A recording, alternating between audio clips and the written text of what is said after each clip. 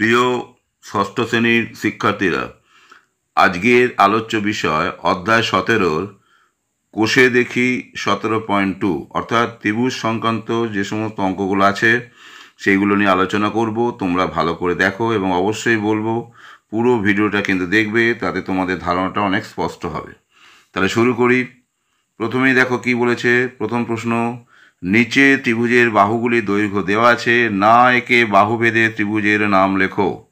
দেখো দৈর্ঘ্যগুলো দিয়েছে কি 18, 18, 10, অর্থাৎ এখানে দেখতে পাচ্ছি যে ত্রিভুজটা হবে তার দুটো বাহু সমান। আমরা জানি যে ত্রিভুজের দুটো বাহু সমান তাকে সমদ্বিবাহু ত্রিভুজ বলে, সুতরাং এটা একটা সমদ্বিবাহু ত্রিভুজ। একইভাবে পরের প্রশ্নটা দেখো, এখানে দেখো তিনটে বাহুরই দৈর্ঘ্য সমান, সুতরাং সমবাহু ত্রিভুজ, কারণ সমবাহু ত্রিভুজের প্রত্যেক বাহু সমান হয়। আবার সি এর ছবিটা দেখো, সি এর ক্ষেত্রে দেখো তিনটে বাহু অসমান, সুতরাং এক্ষেত্রে এটা হবে বিষমবাহু ত্রিভুজ। এখন এটা ত্রিভুজ হবে কি না আমি বুঝবো কি করে? ত্রিভুজ হওয়ার প্রাথমিক শর্তই হচ্ছে ত্রিভুজের যে কোনো দুটো বাহুর দৈর্ঘ্য সবসময় তৃতীয় বাহুর থেকে বড় হবে। তোমরা যদি এটা তিনটে ত্রিভুজের ক্ষেত্রে স্টাডি করে দেখো যে প্রত্যেক ক্ষেত্রে যে কোনো দুটো বাহুর দৈর্ঘ্য তৃতীয় বাহু থেকে অবশ্যই বড় হবে। তাহলে বুঝতে পারছো? পরের প্রশ্নটা কি বলছে দেখো ভালো করে। নিচে ত্রিভুজের তিনটে কোণের মাপ দেওয়া আছে, কোণ ভেদে ত্রিভুজগুলির নাম লেখার চেষ্টা করি। তাহলে দেখা যাক। দেখো 90, 45, 45, তাহলে দেখেই মনে হচ্ছে এটা 90 ডিগ্রি, যেহেতু অবশ্যই সমকোণী ত্রিভুজ হবে এবং সমকোণী ত্রিভুজের দুটো কোণ আবার সমান। আমরা জানি যে সমকোণী ত্রিভুজের দুটো কোণ সমান বা সংলগ্ন বাহুদ্বয় সমান তাকে সমকোণী সমদ্বিবাহু ত্রিভুজ বলে। এটা একটা বিশেষ ধরনের স্পেশাল ত্রিভুজ, বিশেষ ধরনের ত্রিভুজ, সুতরাং এটা একটা সমকোণী সমদ্বিবাহু ত্রিভুজ। আবার এক্ষেত্রে দেখো এখানে 90 ডিগ্রি আছে, কিন্তু এই দুটো কোণ হচ্ছে অসমান, সুতরাং যেহেতু 90 আছে সুতরাং এই তিনটে কোণ নিয়ে যে ত্রিভুজ হবে সেটা অবশ্যই একটা সমকোণী ত্রিভুজ হবে।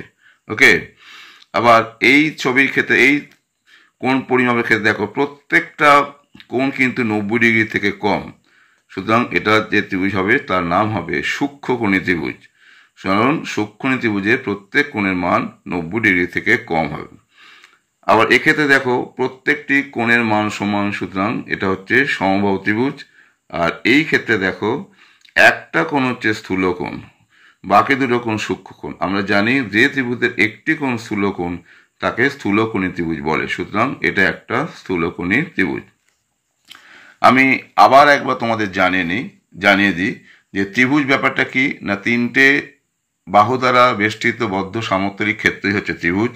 ত্রিভুজ বাহুভেদেও ভাগ করা যায়, কোণ ভেদেও ভাগ করা যায়।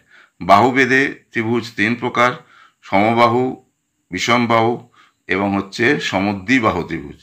আর কোণ ভেদেও ত্রিভুজ তিন প্রকার: সমকোণী, স্থূলকোণী ও সূক্ষ্মকোণী। আর দুটো মিলিয়ে যে বিশেষ ধরনের ত্রিভুজ সেটা হচ্ছে সমকোণী সমদ্বিবাহু ত্রিভুজ। ওকে। তাহলে এর পরের প্রশ্নটা দেখো, এ বি সি তিনটে অসমরেখ বিন্দু, A B B C C এ যোগ করে নিচের প্রশ্নগুলির উত্তর খোঁজার চেষ্টা করি বা খুঁজি। কি বলছে দেখে নাও। 3 দাগের প্রশ্ন, সরলরেখাংশগুলি যোগ করে যে জ্যামিতিক চিত্র পেলাম তার নাম লিখি। তা দেখো তিনটে অসমরেখ বিন্দু, তাহলে যোগ করলে একটা ত্রিভুজ পাওয়া গেল। ত্রিভুজটার নাম হচ্ছে নিশ্চিতভাবে এ বি সি, ত্রিভুজ এ বি সি। বিসি বাহুর বিপরীত কোণের নাম লিখি। দেখো বিসি বাহু এর বিপরীত কোণ হচ্ছে অ্যাঙ্গেল এ, এটাকে আমরা লিখি অ্যাঙ্গেল বি এ সি, এভাবে লিখি, বা অনেকে শুধু অ্যাঙ্গেল এ দিয়েও লেখা যায়, বি এ সি দিয়ে আমরা লিখছি। এ সি বাহুর বিপরীত কোণের মান এ সি বাহু, তাহলে এ সি বাহুর বিপরীত কোণ হচ্ছে এই কোণটা, তাহলে অ্যাঙ্গেল এ বি সি, দেখো লিখেছি। অ্যাঙ্গেল বি এ সি কোণের বিপরীত বাহুর নাম কি? অ্যাঙ্গেল বি এ সি, তাহলে এর বিপরীত বাহু হচ্ছে এইটা, তাই তো? তাহলে হচ্ছে বিসি বাহু। আবার অ্যাঙ্গেল এ সি বি কোণের বিপরীত বাহুর নাম লিখি এ সি বি, অর্থাৎ এই কোণের বিপরীত বাহু হচ্ছে এই বাহুটা, তাহলে হচ্ছে এবি বাহু, সেটাই আমি লিখেছি। তাহলে আশা করি তোমরা ফলো করতে পারছো। নেক্সট প্রশ্ন, 4 প্রশ্নটা দেখো। 4 প্রশ্নটা কি বলেছে, নিচের বাক্যগুলি ঠিক না ভুল বুঝে লিখি। সমকোণী ত্রিভুজের সবচেয়ে ছোট বাহু হচ্ছে অতিভুজ, তাহলে এটা ভুল, কারণ তোমরা জানো যে সমকোণী ত্রিভুজের সবচেয়ে বড় বাহুকে অতিভুজ বলে, এটাই হচ্ছে অতিভুজের সংজ্ঞা। শুধু এখানে ছোট বাহু দিয়ে যায়, তাহলে এটা হচ্ছে ভুল। সমকোণী ত্রিভুজের একটি কোণ 90 ডিগ্রি, অবশ্যই ঠিক, কারণ যে ত্রিভুজের একটি কোণের মান 90 ডিগ্রি তাকে সমকোণী ত্রিভুজ বলে, তাহলে এটা সঠিক। যে কোনো ত্রিভুজের কমপক্ষে দুটি সূক্ষ্মকোণ থাকে, অবশ্যই ঠিক। প্রতিটি সমবাহু ত্রিভুজকে সমদ্বিবাহু ত্রিভুজ বলা হয়। এটা ঠিক, কারণ সমবাহু ত্রিভুজ মানে কি প্রত্যেকটা বাহু হচ্ছে সমান, আর সমদ্বিবাহু ত্রিভুজ হচ্ছে ত্রিভুজের দুটো বাহু সমান। সুতরাং সমবাহু ত্রিভুজকে একাধারে সমদ্বিবাহু ত্রিভুজে বলা যায়। তাহলে এটা ঠিক। ত্রিভুজের তিনটে কোণের মান আমরা জানি 180 ডিগ্রি, কিন্তু এখানে দেওয়া আছে 360 ডিগ্রি, তাহলে এটা ভুল। সমকোণী ত্রিভুজ কখনো সমকোণী ত্রিভুজ কখনো সমবাহু ত্রিভুজ হতে পারে না। সমকোণী ত্রিভুজ কখনো সমবাহু ত্রিভুজ হতে পারে, এটা ঠিক, কারণ সমকোণী ত্রিভুজের একটা বড় বাহু থাকে, সমকোণের বিপরীত বাহুকে হচ্ছে অতিভুজ, সেটা হচ্ছে বড় বাহু, কিন্তু এখানে বলেছে সমবাহু ত্রিভুজ হতে পারে না। সুতরাং এটা ঠিক, কারণ সমবাহু ত্রিভুজের প্রত্যেক বাহু সমান, তাহলে এখানে একটা বাহু অসমান, সুতরাং সমবাহু ত্রিভুজ হতে পারে না। ঠিক। সমকোণী ত্রিভুজ কখনো সমদ্বিবাহু ত্রিভুজ হতে পারে না, এটা ভুল, কারণ আমরা জানি সমকোণী ত্রিভুজে দুটো বাহু যদি সমান হয় সেটাকে একটা বিশেষ নামকরণ করা হয় সমকোণী সমদ্বিবাহু ত্রিভুজ। সুতরাং এটা হচ্ছে ভুল।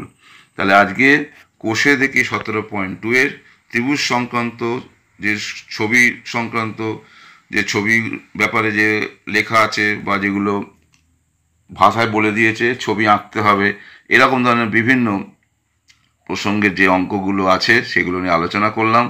তোমরা আশা করি ফলো করতে পারলে। এরকম ছোট ছোট প্রশ্ন তোমরা কোশ্চেন ব্যাংকেও পাবে, এগুলো ভালো করে করো। আশা করি অতি সংক্ষিপ্ত ভিত্তিক ত্রিভুজের যে প্রশ্নগুলো আসবে তোমরা সফল হবে। এই বলে আমি আজকের ভিডিও শেষ করছি।